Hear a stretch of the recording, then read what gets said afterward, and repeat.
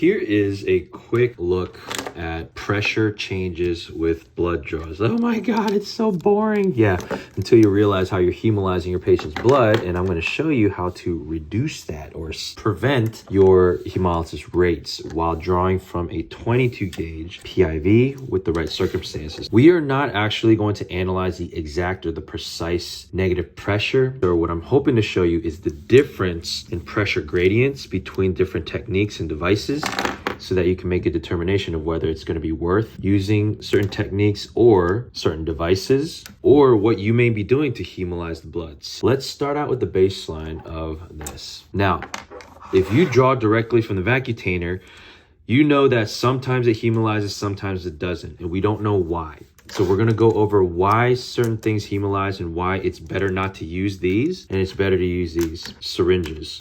But these were designed to draw blood. No, these were designed to draw blood at the perfect anatomy for the perfect situation or scenario. As you know, there is no perfect scenario, and these are not gonna be adequate, or they're going to cause problems if we don't do this properly. So let's look at baseline to see what kind of negative pressure it applies. So we're gonna try this 4 milliliter Vacutainer.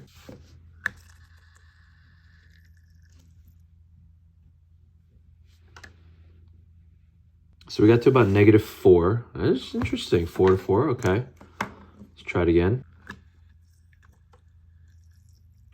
Nice. Very consistent. I love it. Now, what I want you to see is the time and gradient and the difference in pressure over time. Okay. I want you to watch here and here.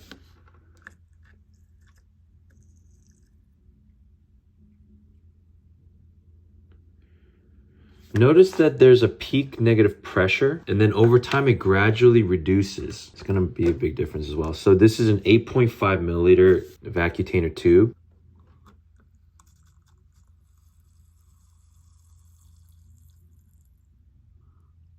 That's not bad, -5 PSI.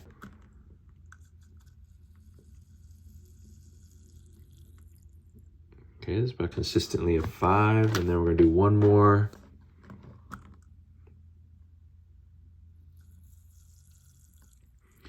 Okay, so we know that these Vacutainers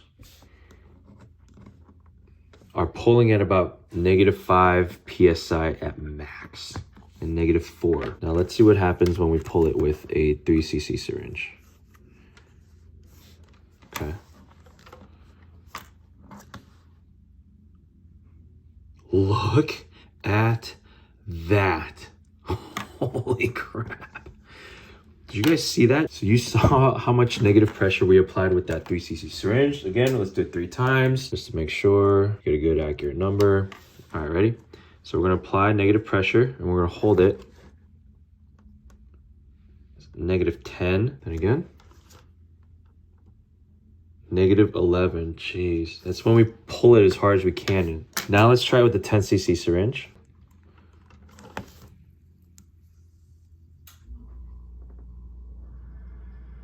-13.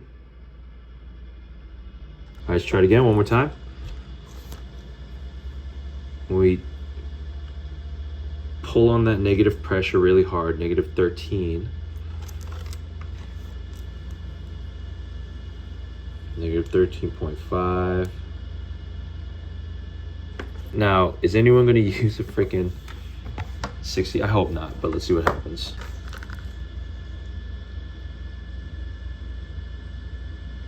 Look at that, sustained at -14 PSI.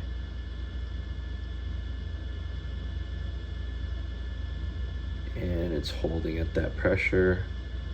Okay, so this is why which tool you use and how you use it is going to make a big difference. So we know that it was about -3, 4 PSI with this, -5 PSI with this, and then we had different PSIs for just pulling on this syringe.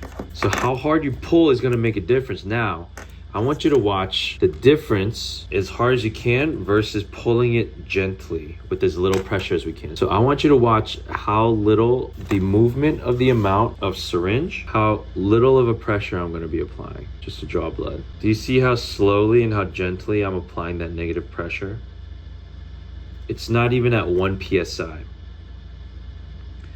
This is going to help to ensure that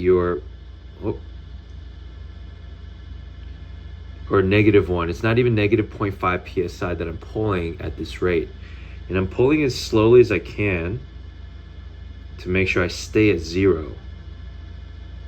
So how hard you pull is dependent on your dexterity and your effort.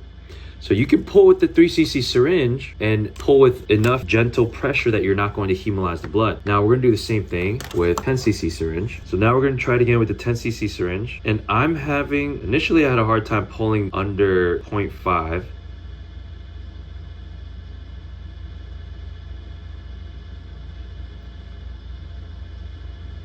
And look at how many times I hit that 0.5 compared to with the 3cc syringe. It's because the larger diameter syringes, look at that -1.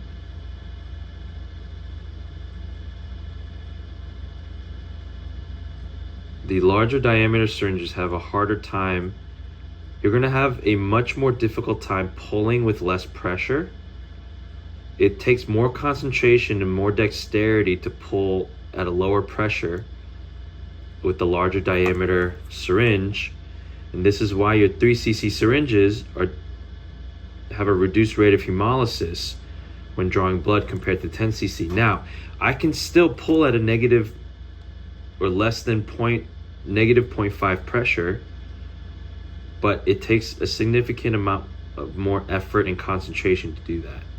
So you have to be a lot more mindful to draw with less pressure. It takes more effort. I still don't know the psychological or the neuromuscular phenomenon behind that, but we're just gonna call it effort for now. Now let's try it with the 60cc syringe, and this is gonna be really hard actually, keeping it under sub 0.5.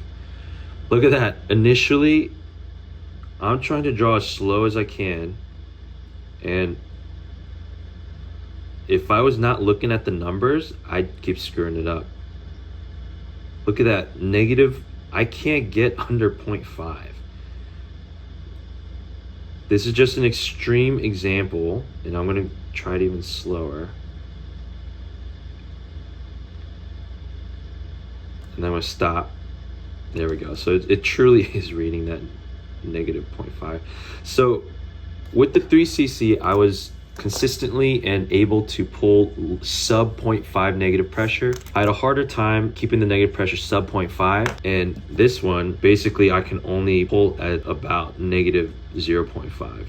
So this is just an extreme difference in syringe sizes to show you how difficult it is, and the gradient of difficulty where I have to try. I'm gonna try to get under 0.5.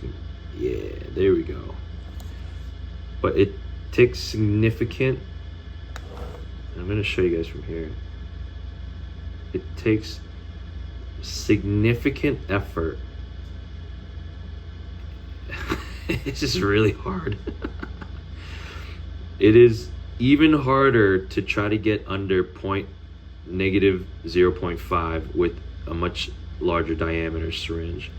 So this is Poiseuille's law, and this is so you guys understand how to differentiate which tools to use. When I pull on these syringes as hard as I can, it's going to hemolyze the blood. It's pulling way more pressure than what these tubes were designed for. But if I pull as gently, let's see if we can get it close up. If I pull as gently and as little as I can, that is just painstakingly slow. If I maintain that low negative pressure, I'm able to apply less negative pressure than with this. And so I want you guys to be aware of your technique and why you're hemolyzing blood. I want you to ask your lab, how much does it cost to waste one of these and to waste one of these? So basically, if these are hemolyzed and you guys run the sample, how much does it cost? And they can tell before they even run it. When they centrifuge it, they'll know it's hemolyzed before they run it, but not all the time. And so if you want a cleaner sample, you have to use the proper technique to make sure we're not hemolyzing the blood.